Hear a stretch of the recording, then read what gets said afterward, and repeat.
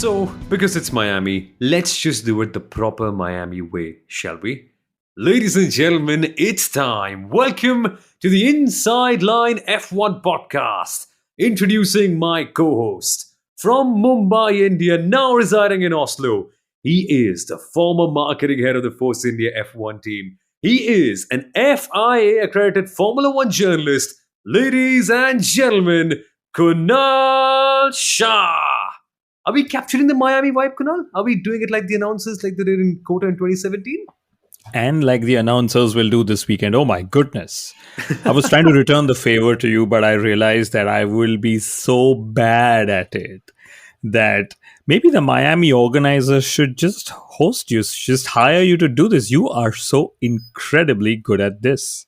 No. I don't think that's going to happen, Kunal, for one plain and simple reason. The only people they allow on the grid here at the Miami Grand Prix, from what I've told, are absolutely dumb celebrities. And this year, that's exactly what I really want to watch for, because we are going to get to see Martin Brundle versus another set of absolutely clueless and probably stoned celebrities. I'm just willing to wait to watch who does Martin Brundle encounter this time, because I really am a big fan of what the guy does with celebrities. Do you know what DJ Khaled said on the grid last time for the Miami GP, Kunal? Do you remember? I have no clue who that person is, but okay. He said, Miami, it's my hometown. It's a family vibe. Motorsport, center of the world. Everything is here. Good vibes. Yeah, I think he sums it up well. That's what the 2023 GP also feels like, doesn't it? Martin Brundle was on break last weekend. I really wonder why, and I'm hoping he's there this weekend because we need all that sort of content. And ladies and gentlemen, this is one of the many reasons to tune in to the 2023 Miami Grand Prix this weekend. In fact, if you're lucky, or rather everybody's getting lucky, tickets are being sold at what, a 40% discount, Somil? Yeah. And of course, they will never tell us why, given that there are 3 races that are happening in the United States of America. But Miami Grand Prix, which was a record sellout last year, is going through a 40% discount for tickets. I don't know if I would buy Somil, but either way, it's our duty to tell you, if you are in Miami, if you're in the Americas, you're listening, and we have a large audience there, just go get your tickets. Yeah, I think let's do the math. 40% off of $880 base ticket for a 3-day one. I know it's an amazing spectacle, Formula One. That's why we all tune in. But that sounds like much even with a discount, doesn't it, Kunal? It's kind of crazy how ticket prices are going about. And that's such a major talking point, isn't it? We've seen fans from all over the world crib about it. But I think let's get to ticket prices later. You said the math. The math is roughly $530, but either way, yes. That for a Grand Prix is costly. I think if someone's paying that much, at least they deserve 2 qualifyings and 2 races. What do you reckon? So what are we going to crib about this weekend? Let's get to that again. Are we going to crib that we've gone back to the traditional 3 free practice sessions, 1 qualifying and 1 race format? Do you reckon that's going to happen, Somil? Another crib fest saying, oh my God, it's another street circuit. Is this going to give Checo Perez the upper hand again? Oh my God, the marina actually has water this year. What's going to happen with F1 and their sustainability goals in 2030? Well, 2030 is 7 years away. Let's fill it up with water this year, right? There was a fake marina. I am told that there is going to be a real water in the marina. So I remember there was a meme of a journalist jumping and falling on his bum. Maybe now we are just going to see journalists jumping in the water in their boxers or swimsuits and be like, yay, we got the water here this time. It's amazing what a spectacle Miami is going to be. And I think if they do have the full water, I really properly want to see someone like Charles Leclerc winning, to see him just go and have a dive over there. Because the poor guy, again, Kunal, now that he's finally gotten some semblance of peace and quiet after getting 2 race finishes in 1 weekend last week, this time out on his flight to Miami, he dropped his AirPod in a crevice. So let's play the game once again. How will Charles Leclerc get his heart broken this weekend? Because I feel if he just ends up randomly winning the race, unlikely, but still, the one thing that could possibly happen is that he goes to the marina to celebrate and dive, and then he finds out it's not real water. How do you think he's going to break his heart this weekend? It cannot get better than that. The storyline cannot absolutely get better than that. Ironically, though, just a few weeks ago, I believe there was incessant rainfall in Miami. The Grand Prix circuit was flooded. And I remember in 2022, last year, Sebastian Vettel actually wore a t shirt which said Miami 2060, the first Grand Prix underwater. Right. Mm. So you never know how water is probably a very touchy topic, I would say, when it comes to Miami. And from the streets of Baku, we're now in the streets of Miami. Could it be the flooded streets of Miami? One doesn't know. I think the forecast does say there will be rain on Saturday Yep. and rain on Sunday, at least right now. So maybe you don't need to fill the marina after all. The gods are going to do their thing. There's like, man built a marina, God will send the water. Oh my God, I'm preaching. Oh my. Well, that'll work well for the 2030 net zero carbon targets. The water comes from the heavens. And I think rain is genuinely forecast. And I wonder how that'll completely change the balance of this weekend. And it's so interesting, right, Kunal? Because there are so many other variables to properly watch for as well. I mentioned earlier on the celebrities. Will we have Taylor Swift turn up to Miami Oh as my well to watch God. the race? Is that going to That happen? would be incredible. Oh my goodness. I never thought of that. None of my banter points actually considered Taylor Swift attending the Miami Grand Prix. We normally as broadcasters get a list of talent attending. Uh-huh.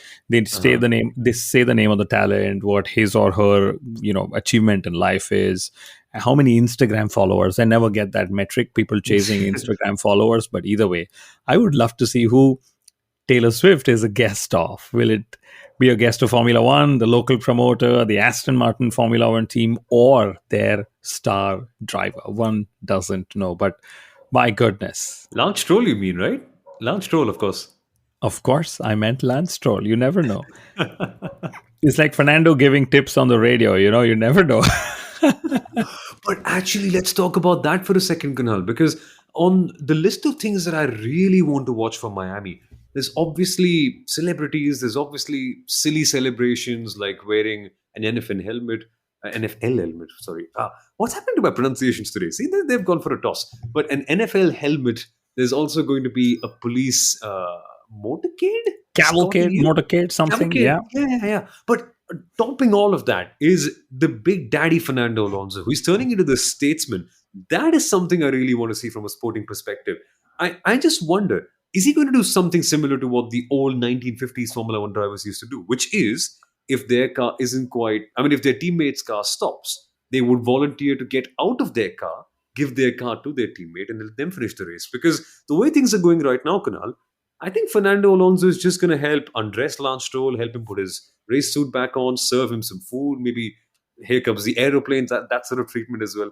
What Yeah, on earth? Fernando said after Baku that he's preparing Lance to lead Aston Martin for the next 10, 15, or 15, 20 years, some number like that. So you never know. There's preparations on radio, there's preparations off radio, etc. But uh, let's uh, let's get to the circuit. It's an interesting circuit. It's a half street circuit and a half regular circuit, Somel, right? And very similar to Baku. Wait, so does that mean that Checo will be faster on half of the circuit and Max will be faster on the other half? Are we alluding to that? Well, maybe you could. Okay. So that's to do with the circuit. Everybody's saying how there's going to be turn 14 to look out for. Drivers have spun out and crashed, and there's this 1.3 odd long kilometer, DRS straight. There are three DRS zones.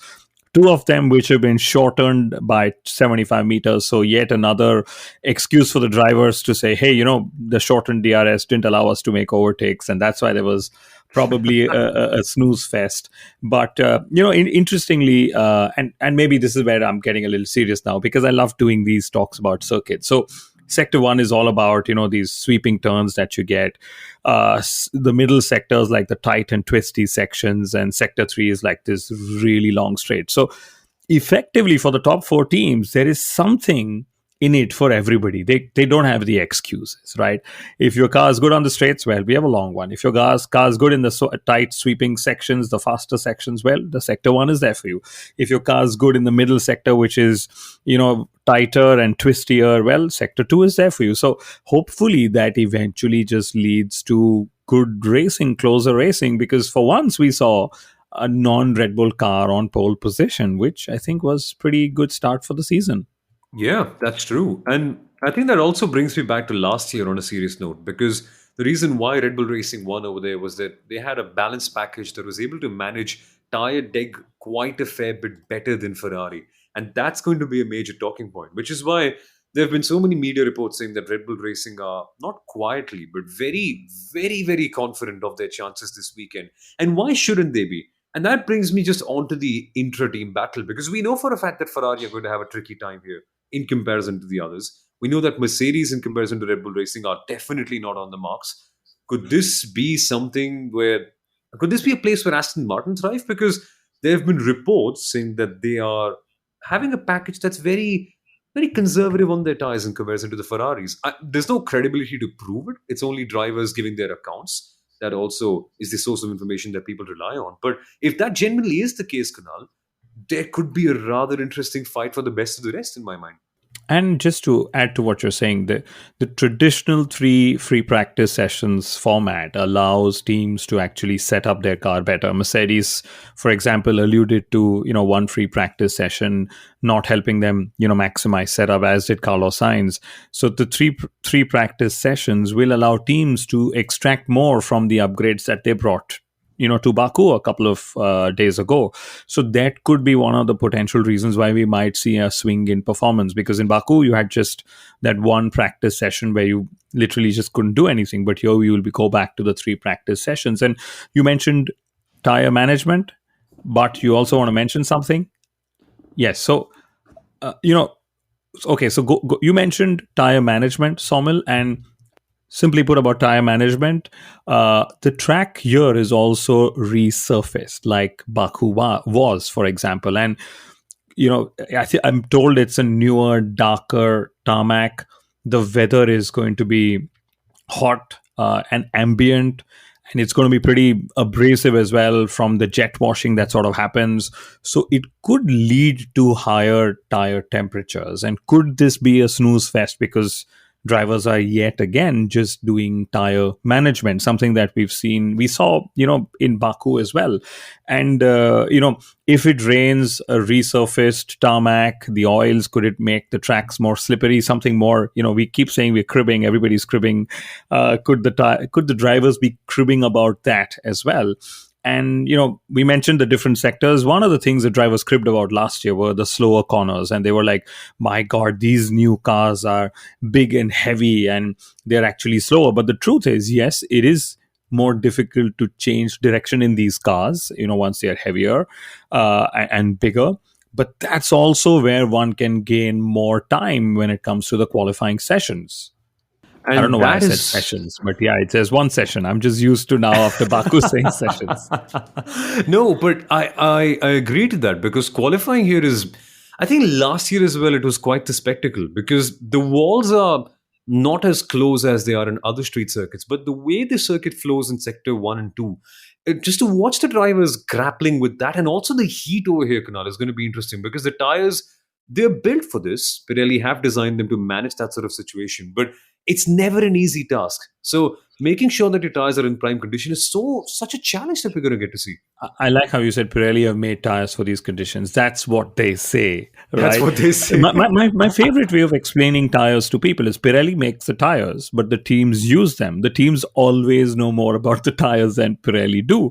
Much like Formula One and FIA writes the rules for the cars, but they don't own a single car. The teams own them. So the teams always get the better of the rules, right?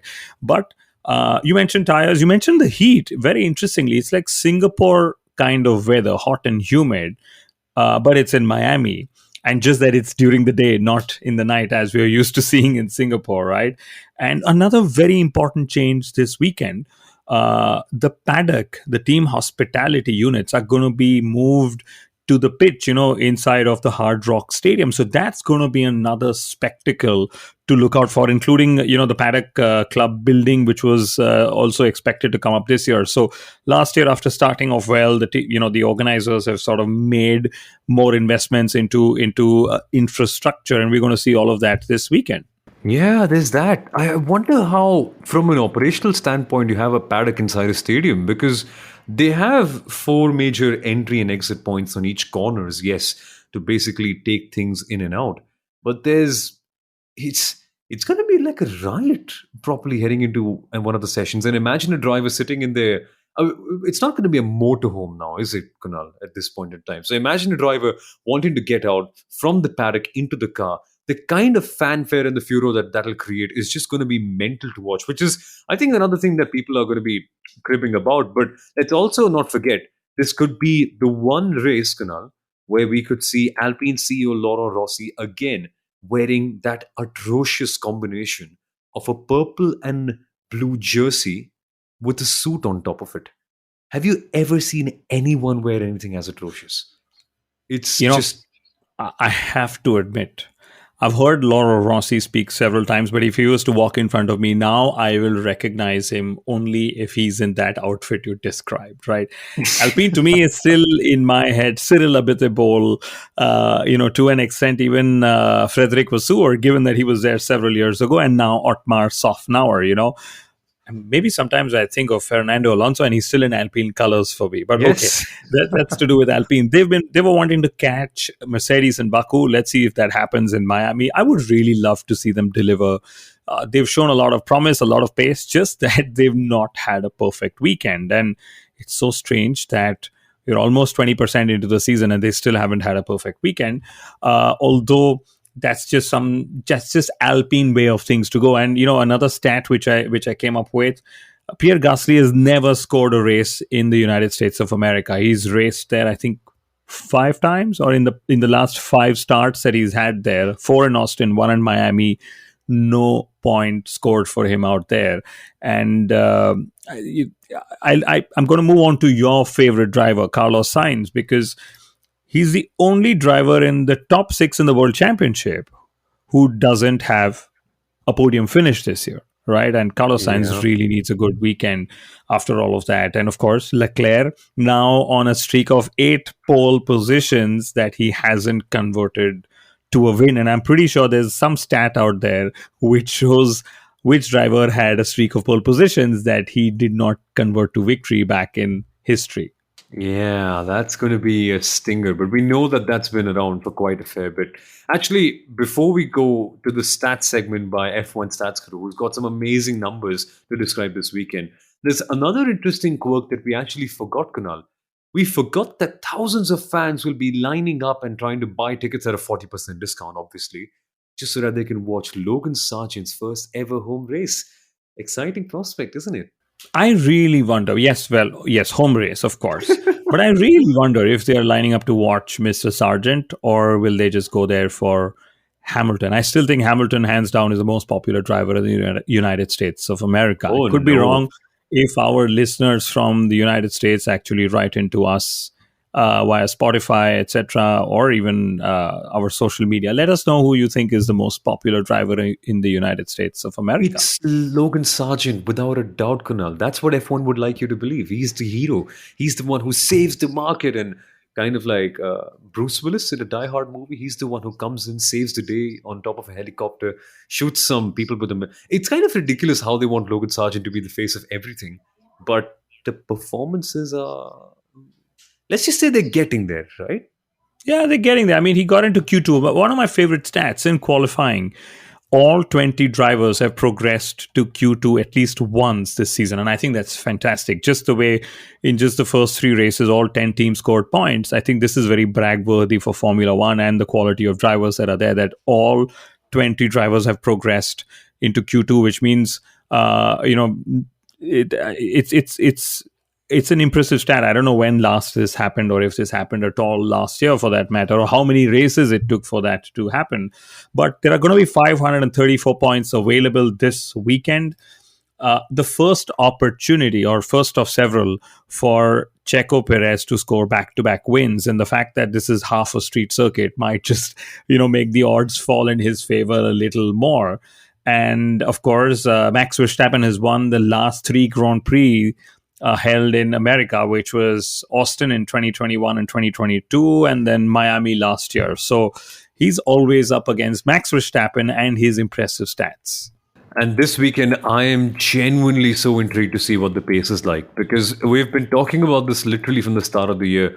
Oh, the pace between Checo and Max is so close. The pace between them is so amazing. But remember, I think Nityanand F1 Fanatic, that's how you can find him on Twitter, at F1 underscore Fanatic, he uncovered a graph that showcased the pace delta between Checo and Max on race day. And it was under a tenth of a second. But that, Kunal, was because Max was nursing an issue with his car that he came on the radio to talk about. So, is it something that's genuinely there? Are they so closely matched on pace? Because last year we saw Max run away with it. Checo couldn't quite cope up. In terms of the Miami GP and the championship. So, this intra team battle will progress. But we'll come back to that in a second because now it's time for F1 Stats Guru's Stats Preview. Let's listen in. Hey folks, it's time to do the stats preview of the Miami Grand Prix, the first of 3 races in the United States of America this year. My name is Sundaram, also known as the F1 Stats Guru. What are we waiting for? Let's get straight into the numbers. Now, like I mentioned, it's going to be 3 races in the United States this year: Miami, Texas, and Las Vegas towards the end of the season, which gives Logan Sargent the opportunity to have 3 home races this season, that too in his first year in Formula One. It's just going to be great to see how many people turn up in support of their local boy this weekend. And it's happened actually 2 other times in Formula One as well. Eddie Cheever in 1982 also had 3 races in the United States that year, and Antonio Giovinazzi in 2020 when we had 3 races in Italy. The other interesting point is, whenever this has happened, the local boy has scored points in one of the home races. So it's going to be interesting to see if Logan Sargent can do that as well this year.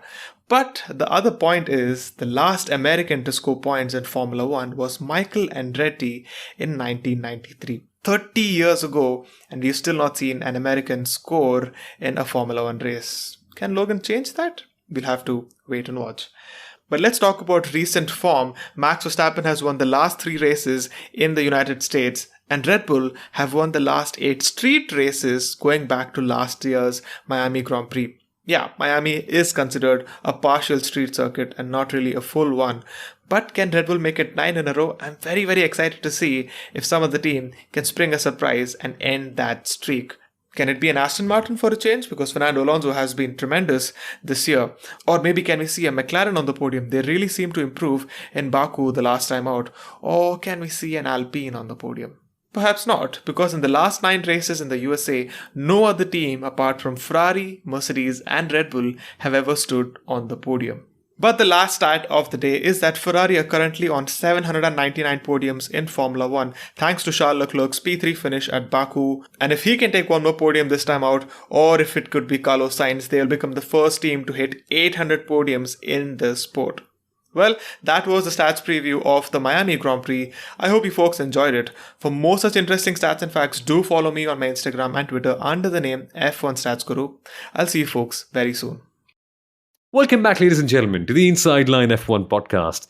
And let's pick up essentially on the championship battle, whatever little we have of it so far, Kunal, because there is, I think, only a handful of points separating Max and Checo. I don't quite have the exact number on my hand at the moment in time, but do you reckon this could be a race where Sergio Perez finally has a chance of sorts? Because for me, that's the one big thing that really needs to be kept in mind for all from a viewing perspective this time out. Whether we have close racing or not, that's subjective. I think Formula One cars are still struggling with it to put up a good show. But can Sergio Perez somehow just get ahead in qualifying? Because so far we've seen that is the golden advantage between the two drivers in the season in terms of the main race. And, like we've been saying, everybody's been saying, and Nityanand's graph also shows Perez has been closer to Max this season than in any of the seasons before, right? So will be interesting to see. I'd love to see a battle actually keep brewing. It's, last couple of seasons, it's brewed for 5, 7, 8 races and then sort of underbrewed itself or just faded away. For 2023, for Formula One, for all of us, I would love to see Checo keep himself in the battle. Like I said a few days ago when we spoke in the Baku review, there is something about Checo, every time he performs that Max doesn't like. And I like that side of Checo. And I like the fact that somebody like Checo, who almost didn't have a seat just before he joined Red Bull, is able to, tickle Max Verstappen a little bit here and there. But Max and Leclerc actually were standing in the wrong places on the podium last Oh, were weekend in they? Azerbaijan. Yeah, they actually inverse positions, and that probably could just be because Max is so used to standing on the top step that if he's not on the top step, he's just like, mate, where do I'll just stand. I know it's not the top step. And in the case of Leclerc, it could just be that, hey, I'm on the podium, but I know it's not the top step. Whichever side of it I'll take, I'll just take it. So it was just a question of that, I guess. So I hope they get it right this time, assuming that the two drivers are on the podium.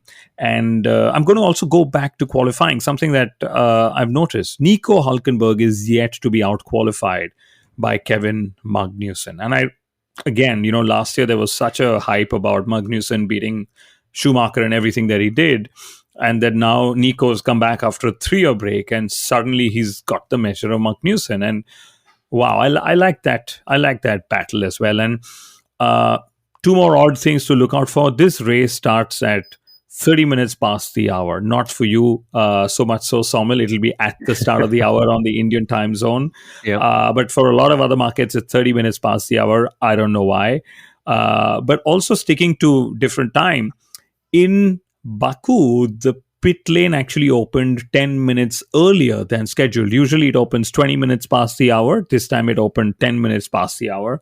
No explanation given. So I don't know what's going to be the drill this weekend. I haven't really checked, to be honest, but yes. Oh no, I think it was for those announcements, Kunal. That's what F1 said, because they wanted 10 extra minutes at the start of the Grand Prix so that they could have some sort of fun announcements, like the one that we did at the start of this episode. So Yeah. that's what. But That's what they did that in Baku, although I don't know if I heard any of these announcements in Baku. Maybe they were just doing a dress rehearsal. Exactly. So the Formula One essentially said we're going to have 10 minutes extra as a part of the GP routine every time, but there are select events where they're going to do these announcements, and I think that's fair. Let's actually maintain that charm. As stupid as these announcements might sound, I think we need them, not just announcements, but also theme songs for drivers as well. So let's just, if we're doing it, we might as well do it correctly. But that can also be said for our predictions. And for the race win, Kunal, I'm actually going for Sergio Perez. But what I'm genuinely curious to know from your end is who gets best of the rest. Because I am properly confused between Charles Leclerc and Fernando Alonso, to the point that I'm going to do what Red Bull Racing not nearly, what they actually did at the end of the Baku GP. Fence leaning or fence standing, if that makes sense. Yeah, that was a great loophole they found. They said their feet were on the ground when they went over the fence. That's what Christian bad. Horner said. Not bad. I'm a little surprised you haven't picked Carlos Sainz. It seems like you're going the Ferrari way, just that you're doing it publicly, which is losing some hope on Carlos Sainz and his ability to drive good races. Again, sorry for all the Sainz fans out there. I get the feeling the best of the rest is going to be back to Fernando Alonso. Again, I'll give a very technical reason for this, so good mechanical grip and, good traction from corner exits, especially low speed corners is very important out here. And we've spoken of how, it's the low to medium speed corners where drivers can actually make up a lot of lap time. And guess who's really good at that? Mr. 40 plus Fernando Alonso, right? So let's see how that goes. But every race in 2023 has seen the occurrence of at least either a safety car or a virtual safety car intervention. This should end up being one stopper. That's what everybody is guessing. But I hope that we get some sort of intervention where somebody's able to switch to different strategies, do some attacks. Otherwise, if we get another boring race, the only upside this weekend, Somil, is going to be we're going to have one boring race and not two. Oh, that was an attack on the Baku GP. But hey, for all of you doubting the circuit, remember, Baku in 2016 also had a terrible first race, like Miami. I think if you remember anything from Miami last year, you're a legend and you're a proper hardcore Formula One fan. But in the second year, things get better, don't they? Let's hope so, because, since we say it's a crib view that we end up giving, I expect a lot of media and partner activities for the teams and drivers to be a part of. And at least at one point, one of the 20 drivers is going to let it slip and be like, oh my goodness, it's a very busy weekend, even off track, and just crib about the fact that they are so busy meeting people who are actually paying the sport to put up the show. because of all the celebrities, all the media partners, sponsors, all the activities. Ford, I'm sure, will be doing something. Oracle and Cognizant and lots of these American brands that have sort of come into Formula One. So I'm pretty interested to see which driver actually ends up being the cribster when it comes to this. And finally, Somil, the last year when the Miami Grand Prix happened, when FIA has the time, each light on the start grid just before the start of the race indicates how much time it is left to the start of the formation lap. And by a certain number of lights, everybody on the grid, including mechanics and team principals and media and including guests, have to leave the grid. And last year, I remember I was really nervous because there were so many people on the start grid. It was like a fish market, right? But there were so many people on the start grid. I was almost like, oh my goodness, there is no way you are clearing that crowd in record time. And that's a record that Formula One actually put out. They cleared that in record time. That's where you need Esteban Ocon to come through and make sure that everyone else flees away. No more pit lane infringements, I hope, with all the extra fans and guests that are going to be there on the grid, No, definitely not. But I think really it's going to be such a fun weekend all around. It's just proper showbiz all the way through. And that's what we love Miami for. And if you're attending this weekend, please do reach out to us on social media. We'd love to know your stories of what it's like attending that race on the ground as well. So you can check out our social media handles by clicking the description of this episode down below. And also, folks, thank you for listening. And yeah, good episode, I think. It's let's hope the race is just about as fun as the kind of fun that we had on this episode, Kunal. And we are going to get one of the most experienced American Formula One commentators, Bob Varsha, to share his stories from the 2023 Miami Grand Prix in the week after Miami. So within, in about 7 days from now, which is say by Tuesday or by Thursday of the week after Miami, Bob Varsha is going to be here himself narrating some of his best stories from the paddock, from the media center of the Miami Grand Prix, his interactions with teams and drivers and the like. So we're going to have the most famous American name in motorsport send us his stories. So you guys and girls are more than welcome to share your stories as well. And in case you do meet Mr. Varsha at the Miami GP, just say hello because my word, what a broadcaster he is. So many incredible stories and such a way of narrating them as well. So there's so much to do at the Miami GP weekend. If you're there, we'd love to know your experiences. But if you reach this point, I hope you've enjoyed listening to this episode. Thank you so much for tuning in, and we shall be back with the Miami GP review on Monday. Bye-bye.